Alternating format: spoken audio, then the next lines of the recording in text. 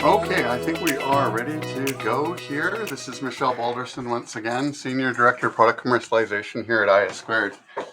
Today's seminars that we're going to cover off is challenges with backup-only solutions.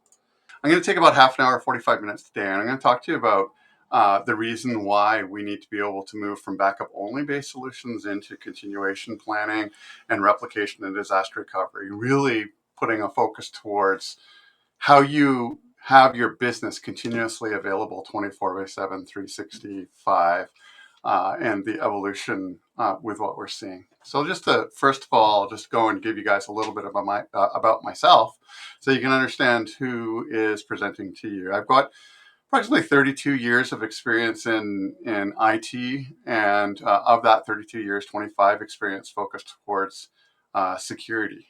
So in today's conversation, I'm going to wrap around the conversation with security and the needs for backup replication and disaster recovery. I also have experience within both the cyber world, so the IT security side, along with the operational technology security side. So you're going to see a little bit of the operational technology side come in, and today I'm going to start to ask you to, when I start talking about things, think about it from the perspective of your business. Think about what that data is within your business and how you're securing it. But with myself, lots of experience. Always feel that there's more to learn, but I have an expertise within systems and securing those systems throughout my career. What I want to cover off today is the evolving threat landscape, and the evolving threat landscape involves data. How different businesses and business sizes face unique risks, because primarily when you get to seminars, a lot of them will be talking to you from a mid or a large enterprise perspective. But we also need to talk to our small to medium business customers and talk to you about what your needs are in comparison to mid and large enterprises. So I'll make sure that we cover that off in this presentation today. And then I'll talk about why backup alone is no longer enough. Basically, the general gist of it is that backups are susceptible to security risks, and therefore then we have to do something beyond backup, and that is continuation planning and being able to make sure that your business can stay up and active even though you're under attack, right? Because in this day and age, we're seeing businesses attacked all the time. We need to be able to have true resilience and what a true resilient strategy looks like. And then we'll use real world business cases and key takeaways, and we'll just continue to have this conversation. One of the things that I like to say is that I'll use specific industry examples today, manufacturing being one of them. But if you are coming from a different vertical, just come and reach out to me. I've got slides that will cover off all the different verticals, and I can talk to you about the specific challenges to your specific vertical, from small to medium business to retail to manufacturing to utilities. I have experience within a lot of them, right? Now, what I have here is the digital manufacturing ecosystem. Why am I bringing this up? Because what we're seeing is a significant shift in digital transformation, right? So we hear about digital transformation, we hear about analog things being able to become digitized, but in a lot of circumstances, we may not fully understand a specific industry or a specific vertical. But what I want you to think about is when I start talking about your business, think of it from the perspective of this digital manufacturing ecosystem and apply the data logic that I'm talking about to your business. So I might not be specifically talking about your business, but in the end is that we collect a lot of data. And the messaging here is this. We are moving to digital processes. We're doing digital transformation. We're continuously digitally transforming. The key thing from a security perspective is this. In working with security vendors, we focus towards the perimeter and we focused towards the network primarily in the last 25 years relative to security. But one of the things that we neglect in business is to really focus towards the securing of the data. One of the reasons why I believe that is the case is because there aren't a lot of security solutions that are focused towards database security, and that we as customers need to demand database security. But where the data resides, we then also have to do a backup, we have to do a replication, we have to do a resiliency plan, and an availability plan. And so when we start to think about this data, when I go through the digital manufacturing enterprise ecosystem, I want you to think about the criticality of the data, because later on we'll talk about the criticality. Now, what is the ecosystem? The ecosystem is being able to connect supply chain all the way through to customer experience. I'm connecting up systems, people, and processes, and I'm also looking at and I'm aggregating data. So you'll see the first line underneath that, digital manufacturing enterprise ecosystem. Manufacturing, smart, connected, secure. But the data itself is aggregated, automated, orchestrated, and efficient. And so that's what we have to start thinking about data is that data is driving every business resiliency, every business decision that we're making. And from a supply chain perspective to a manufacturing process in this circumstance, to the customer engagement, we're interfacing all of that data, collecting that data, and aggregating that data into systems. In the middle here, you may not be using this, but you have other systems that may be doing something similar to this, right? So in manufacturing processes, they use sensors, they use actuators to be able to do predictive maintenance analytics. And that predictive maintenance analytics is basically collecting data into big data systems and then securing it and then using artificial intelligence to make conscious decisions of, hey, do we need to be able to take a look at this machine from a predictive perspective? We may use other technologies like robots and programming robots to be able to have specific outputs. And when we start to get to this point is we connect supply chain through to the manufacturing process to the customer experience. In the customer experience, we have the CRM, we have personal identifiable data, we have invoicing, we have supplier invoicing to customer invoicing, and then we also have customer interfacing systems. All of those systems collect data. So if we want to be able to simplify that, think about it from the perspective of collection of data, from the perspective of operational data, so your switches, your routers, your firewalls, collecting data from your applications within your environment, building up a business context to all of the applications in that environment, and then think about it from the perspective of any operational environment. So in the operational environment for a retail customer, that might be a retail storefront. So it's different than the manufacturing side. But in the end, I'm using this one example to be able to say that we're collecting data, we're aggregating data, we're automating data and orchestrating that data to be able to become more efficient. The question that we need to raise is, how are we protecting that data, right? So that'll be the next step. But first of all, we want to think about it, and I want to nail this point home. Data is the heartbeat of business today. How we secure our systems in the past was really edge-based firewalling and then internal segmentation processes, but really security has shifted towards identity and data protection. And so we have to be able to think about how we're protecting our data. Data is a growth driver to your business. Digital transformation that I talked about is accelerating across all industries, several different industries. The key thing here is being able to have the importance of establishing digital trust. Do your consumers trust your digital presence? Is your presence always up and always available? Do you have times where you have outages, whether you're a small to medium business, a mid-enterprise, or a large enterprise? You potentially have the ability of being able to lose customers. This is why resiliency and continuation of business becomes absolutely critical. So that's why backup itself isn't enough anymore. We have to replicate that data. We then have to be able to put data recovery processes in place and then have instant or near instant failover so that your systems and your processes can continue to occur even though you're under attack. By embracing a data-centric, digitally transformed business, what you're doing is that you're focusing on innovation and competitiveness. And in that innovative and competitive world today, It's instant gratification of the user. It's being able to have your systems always readily available, no matter what vertical you're in. If you're in a municipality, you need to be able to ensure that GIS, that the data that's available to client services or citizen services are available. When you start thinking about all of these different industries that I'm talking about, think of them from an outcome perspective. If you're in healthcare, patient care is the outcome. Everything else just simply needs to be readily available and available 24/7, 365. That's the world that we live in. That's the world that we live in today. So data, if data is the lifeblood of business, is it protected? That's the question that you need to ask yourself. And protected might not even be the right word. Is it resilient? Is it available?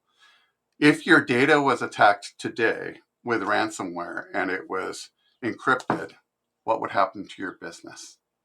And so one of the things that I'm trying to point out is this. I've got at least 25 years in security. And in that security, I've always known that data is what we're ultimately trying to protect. But data is often a afterthought in security planning. And so what I'm trying to do is bring that into the forefront with you in this discussion today.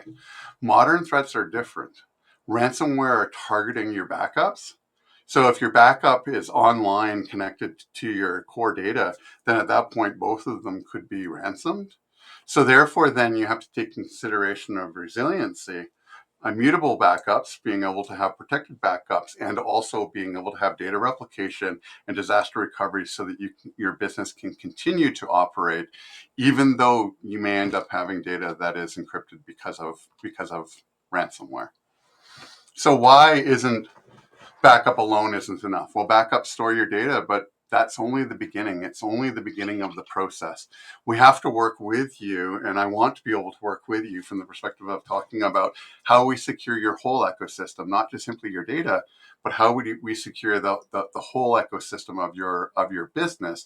And backing up data is the beginning. I now need to be able to go beyond backups into replication and disaster recovery. Today's threats go beyond accidental deletion or hardware failure. Data is your commodity. The hardware is what enables us. And then at that point, what we need to be able to do is make sure that we're replicating that data because of this next statistic. 93% of ransomware attacks are targeting backups specifically. Therefore, then we need to be able to have online replicated mirrored data that is replicated to other sites. And that's immutable backup, meaning that it's not being able to be changed.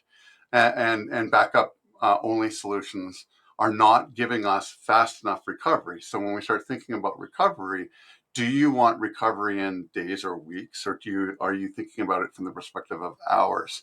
And really, based off of this digital world, we need to be really thinking about things in hours or minutes, not days or weeks from the perspective of recovering, because if your business takes a week or 2 weeks or 3 weeks to recover, you may lose a lot of clients because of that. That's the cost of downtime. The average global cost of downtime in a major incident is over $5 million. For many of the small to medium business customers, you would know that would wipe you out. And that small to medium business is one of the biggest challenges from the perspective of being able to put a full, complete solution in place. And we want to talk about that full, complete solution. While also recognizing that if you had a $5 million incident, your business would most likely be out of business. Medium and large business can potentially handle this $5 million cost. But the reality of it is that it goes and it's more lost revenue, it's damaged reputation. You end up having compliance violations, and particularly in the mid and large that are focused towards the needs of compliance. We can't afford disruption to our business today. And therefore, then we can't afford hours or days. We need to be able to get replication and availability of the data within minutes. Ransomware attacks are evolving. They're surging. And with that increase, we're seeing 85% of victims report greater degree of lost revenue. And 75% of the, or 70% of the attacks result in encryption of data. And so the majority of the attackers are attacking us, encrypting the data, and then ransoming us. And so these tactics only continue to occur because of the fact that they're finding a great number of end user customers out there that are not protecting their data effectively. If we protect our data effectively and that we have the availability, the resiliency, and the disaster recovery in place, then at that point, these statistics would start to decrease. We need to be able to look forward to how we protect ourselves against these ransomware attacks. Now, many of you on here will go, I don't have to worry about regulation, thank God. But one of the things that I want to say is regulatory pressure is absolutely completely rising. And when we start talking about healthcare protection in the United States, GDPR in Europe, but ultimately covering off all the globe, and then California specific protections, those are the three that are mentioned here. There's many more compliance frameworks that we have to worry about depending upon which industry.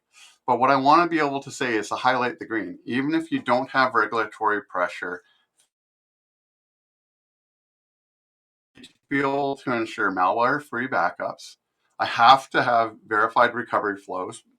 Basically, what that means is I have tested and I've recovered and I'm operational because my backups are there, my resiliency is there, and my availability is there. So therefore, then I have verified recovery workflows, and then I have audit readiness, right? So in the circumstance of the audit readiness, even if you don't have regulatory pressures, you still want to be able to do this because you're going to be looking at how am I dealing with cyber insurance? How am I gaining and getting cyber insurance while I'm making sure that I have these processes?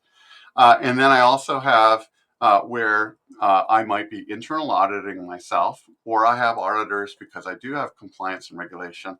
I may end up having to be able to build this into best practice. So in the end, for me, is whether it's mandatory or not for you, think of these things and these processes as best practices, and therefore then having the availability of your systems at all time, being able to ensure that you end up getting cyber insurance out of it.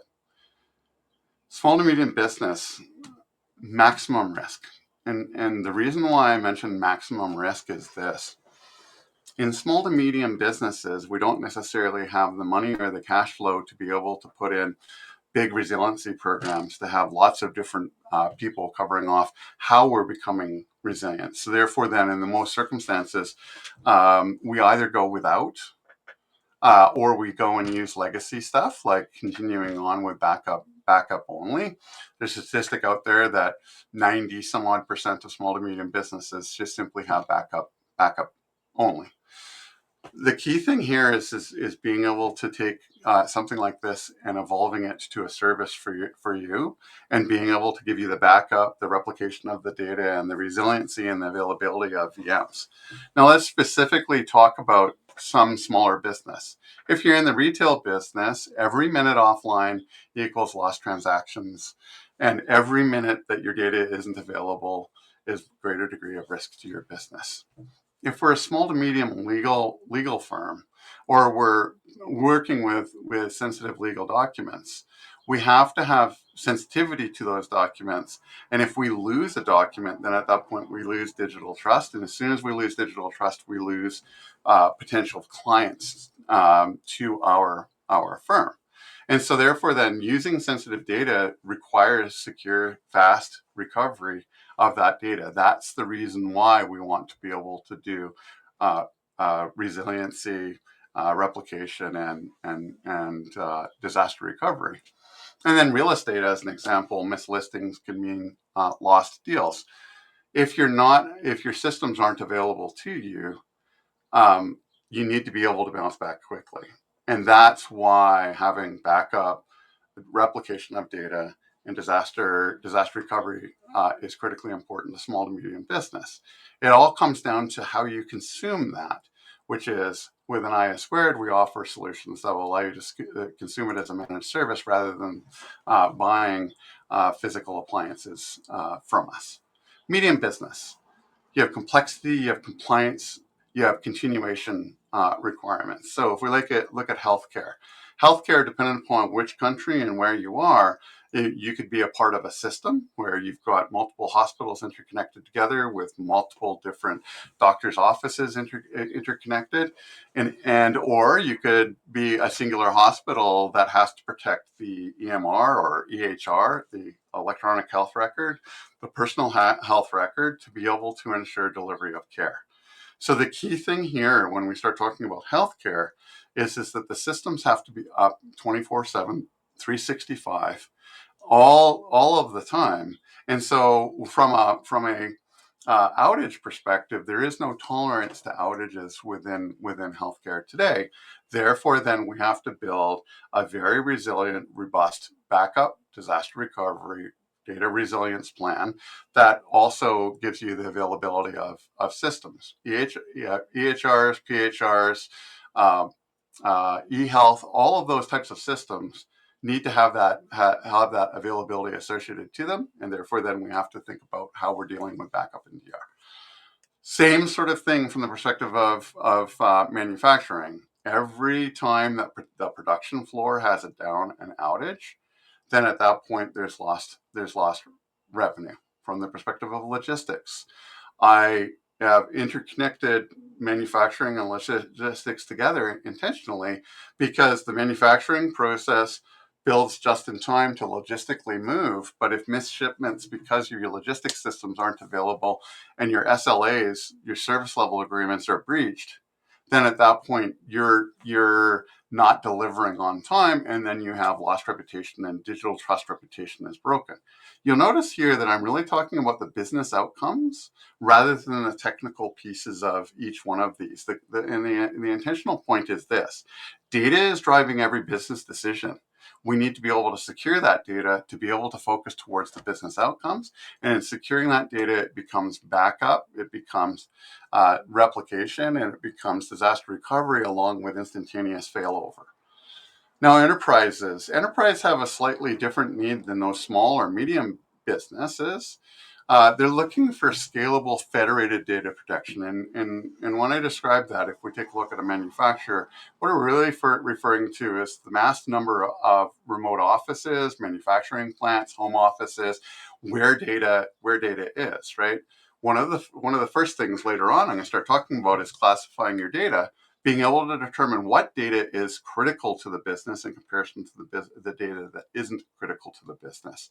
And that then leads into how am I establishing DR or disaster recovery runbooks and automation, because once I've understood the data, then at that point I can start to understand how I want to back it up, how I want to have automation, and how I want to ensure that the critical data is available and the non-critical data doesn't really truly matter.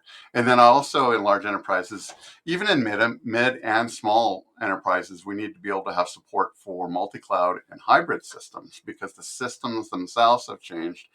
Our strategies relative to backup, resiliency, recovery have to change.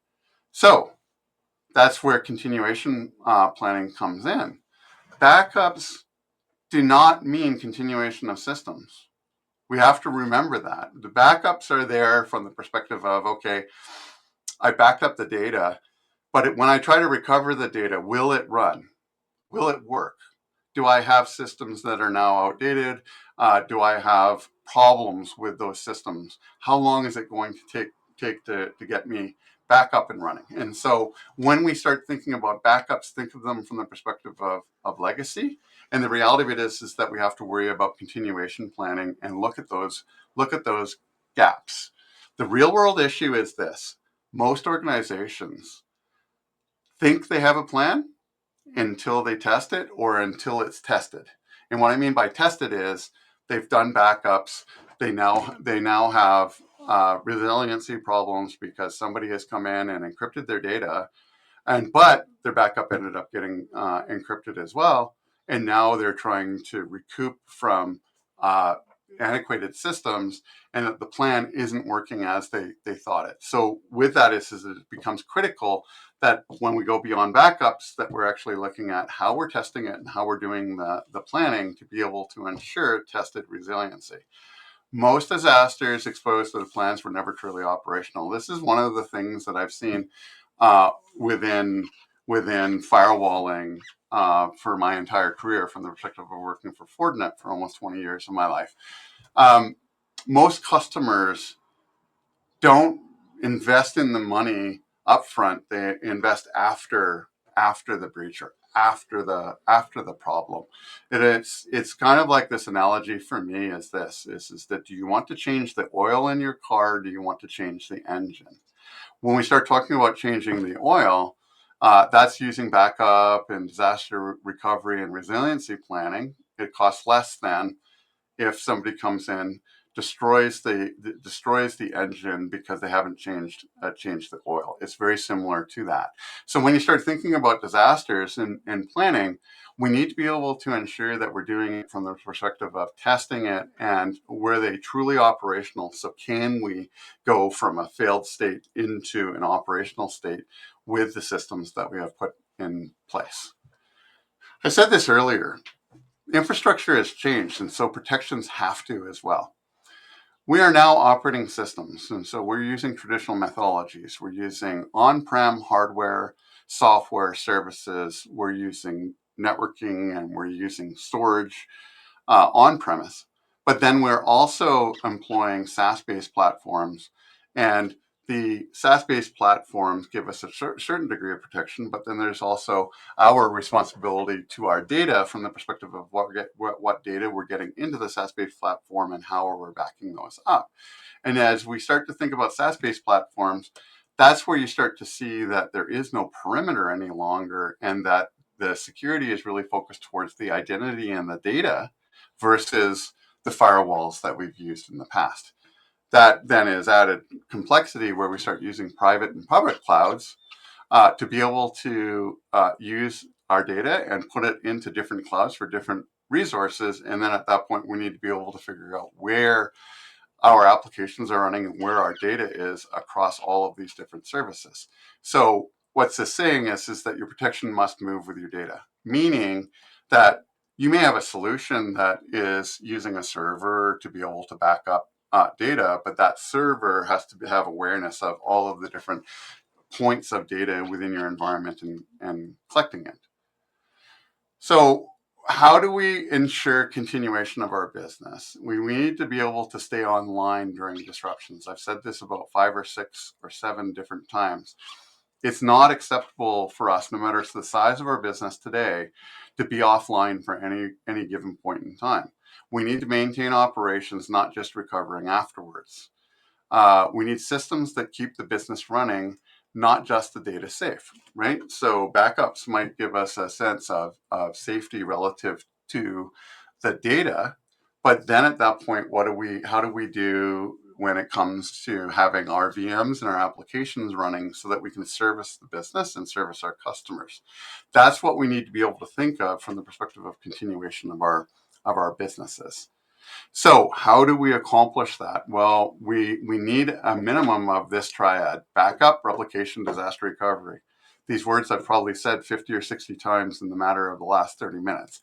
Backup, we need to be able to secure copies of your data. And when we start talking about backup, I start thinking about multitudes of different ways of being able to back up. We back up your data, we mirror your data, we then put data off-site so that it's no longer available. That replication is mirroring it to a cloud service, mirroring it to a disk drive, mirroring it to both. And then disaster recovery is orchestration, automation, and recovery, so that you can have the applications running within your environment and instantaneous failover. So if there's a problem with the data, that we then are recovering quickly, and then we're being able to bring your systems back online in short order, while you're then still dealing with the challenges that a breach may occurred or why it's occurred. But with that, you're still being able to keep your business operational and resilience.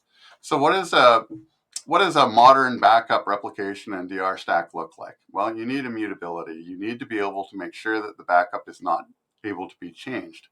That is really immutability and ransomware resistant storage.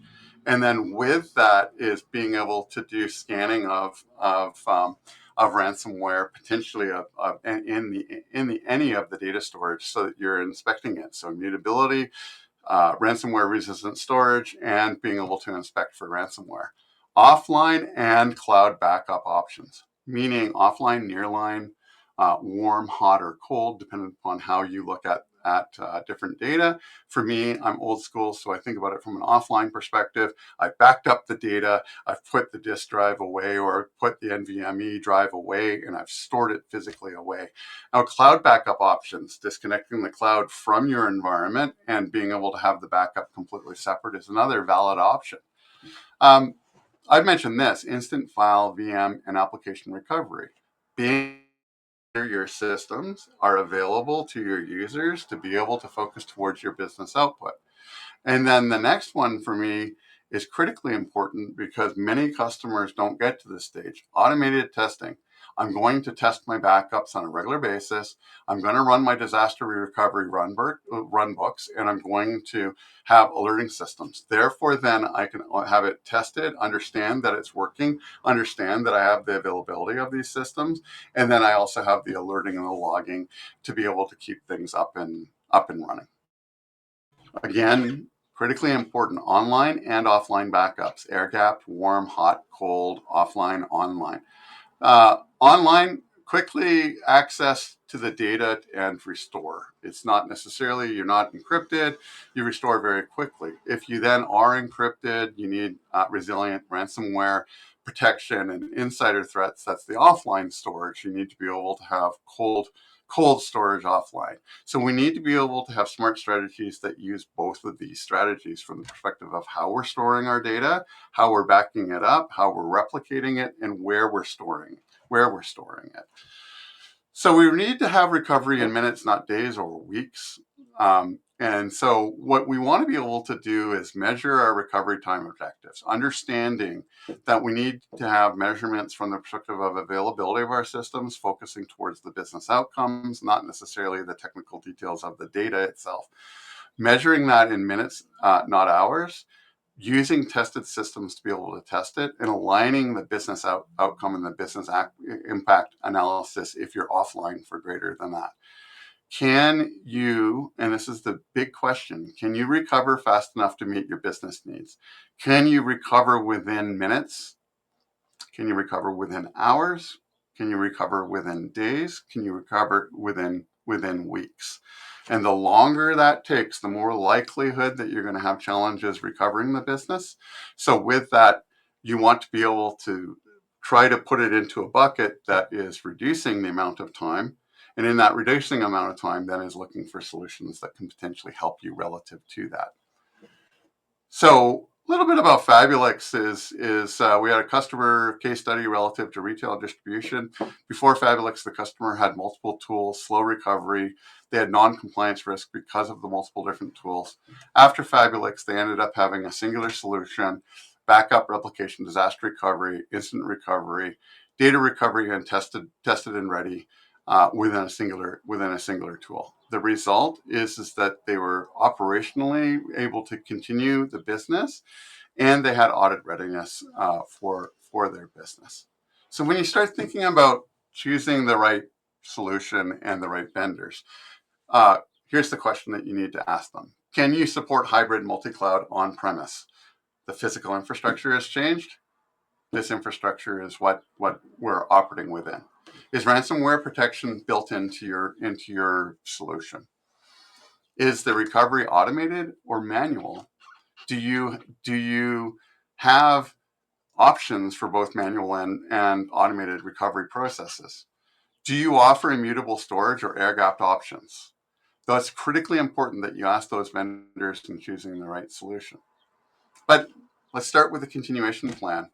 And in the continuation plan, we start talking about asset inventory. For me, it's data inventory. There's the asset inventory, and then there's the data inventory.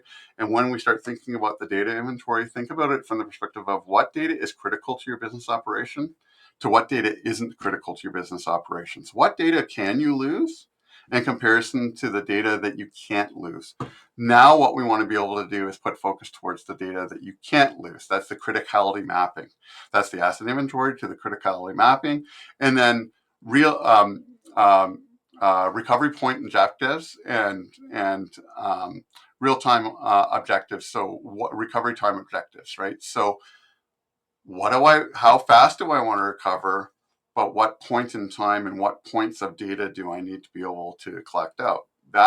Those three things give you exactly what you need. I need to understand my assets. I need to understand my criticality of my data, focus towards the critical data, and then understand how quickly am I going to bring those data assets back, and then what data assets am I going to bring back. So that's the start with. Then start to move into backup. Okay, now I know exactly what data I want to back up. I need to be able to back it up. I need to be able to then have a replication strategy on site and into the cloud, one of my recommendations. And then disaster recovery planning. How am I dealing with a disaster recovery? How am I getting my applications back up and running? And then automate and test that. Never assume, always verify. Meaning, once you've got this up and running, you're then doing continuous automation testing of the continuation and the plan. So in every presentation, we'll always talk about our product. Our solution to this is Fabulix Backup and Disaster Recovery. It's continuation for your business, replication, and disaster recovery. So what is Fabulix Backup and Discovery Solution, or disaster recovery? I love to be able to combine two words together sometimes. Well, it's an appliance. We make it a conscious decision to be able to put on an on-site appliance for us to be able to get 2 copies of the data immediately on-site. One, copying the data to the appliance, the other mirroring the data on the appliance, and then also connecting to the cloud to be able to have a third copy of the data. It's also VM and physical server backups, meaning you can then have instantaneous failover to the VMs and physical server backup within it. It supports cloud and SaaS applications backup, so we're covering off those SaaS. It replicates it and gives disaster recovery orchestration, and we can do it cross-platform. Or what platform we're using, we'll be able to do it cross-platform. It gives you instantaneous recovery, or near time or real time recovery, depending upon how you look at it. And it integrates within enterprise systems, identity and access management being one of the critical ones. Now, we also offer disaster recovery on our Fabulix Fabric. That Fabric is a cloud-based, SaaS-based solution where you can just simply store all of your data there. It gives you the ability of being able to have multiple different types of backups and instantaneous VM recovery, along with automated backups and DR monitoring. It gives you data resilience, ransomware protection, scanning for ransomware, and reliable, consistent, shortest RTOs, or your objective to being back online within minutes rather than days or hours. Key thing here is that there's a lot of words on this screen, but I'm just going to go through it. Is that I've gone through a lot of the features and the values of Fabulix as we've been going through the presentation. It's agentless. We want fewer agents, less complexity. It gives you data compliance. It gives you instant, full, or granular recovery because we can do snapshot in time recovery. It's efficient and time saving because it's a singular system, automated to be able to protect all of your data. It gives you seamless integration into enterprise systems, and it integrates and it works with all of the Fabulix platform products, along with all of the IA² products and services. So not only is it what we're offering, but it's also how we can consult with you, and we can also give you managed services against this platform. So what are the pain points? And I've covered off a lot of the pain points in traditional backup. But slow backup and recovery times. Is the data even still available? Is it hard to get back onto the systems? Storage inefficiency, manual processes. Those three combine to weeks of time to be able to get your data back up when you're just simply using backups. Limited scalability. I only have a certain amount of backup capability, and I'm not necessarily backing up my SaaS or my cloud-based applications. No real-time protection. I'm backing up the data, but I don't have the ability of being able to fail over into a DR. So I need to be able to start thinking about that. Complexity of management. I have a backup solution that is very complex to figure out what I want to back up. And then we have limited disaster recovery capabilities. I'm not being able to move and continue my business very quickly because I'm only doing backup. So how does Fabulix address these? Well, with human error, we address with automation. With high storage requirements, we do deduplication of the data. With scalability issues, we scale our solution horizontally and vertically, meaning we can add more capacity with more servers, or we can add CPU and memory and things like that. For disaster recovery integration, well, we integrate directly within our own fabric to be able to offer you seamless integration within our fabric or other clouds. We work with Microsoft Azure, we work with Proxmox, we work with a number of different solutions that will allow us to integrate into multiple different clouds. Security risk. We have the ability of scanning the data inbound to the backup, but then also when it's coming back out so that we can make sure that we're not putting malware back onto systems. Lack of real-time monitoring. Well, when you look at a service from us and our appliance itself, it gives you real-time monitoring and notifications. And then time-consuming deployments. The Fabulix Backup DR solution is set it up. It's very quick setup and very quick deployment. And then we work with you to determine all of the different assets that you're looking to protect. So why choose IS Squared, or why choose IS Squared's Fabulix Backup and DR? Well, it's a comprehensive all-in-one solution. Gives you one GUI interface to look at to be able to back up and do all of the disaster recovery that we've talked about. It's got high reliability and fast recovery, advanced security and ransomware protection, scalable and flexible deployment options depending upon how you want to deploy with us, automated and efficient data management, critical from the perspective of identifying the data that you want to protect, 24/7 expert support from IS Squared. You've come to enjoy what we're capable of delivering to you. And then we have proven industry experience, expertise.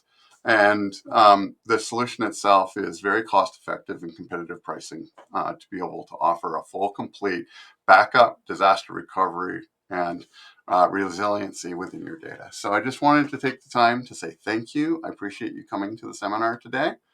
And I wanted to let you know, if you're enjoying this series, our next seminar will be at June the 12th, 2 p.m. Eastern Standard Time. And I'm going to talk about securing the edge, empowering the core, why modern businesses need HCI for a digital world. You'll notice that I'm talking about the digital world, how digital transformation demands integrated, secure, hyper-converged infrastructure.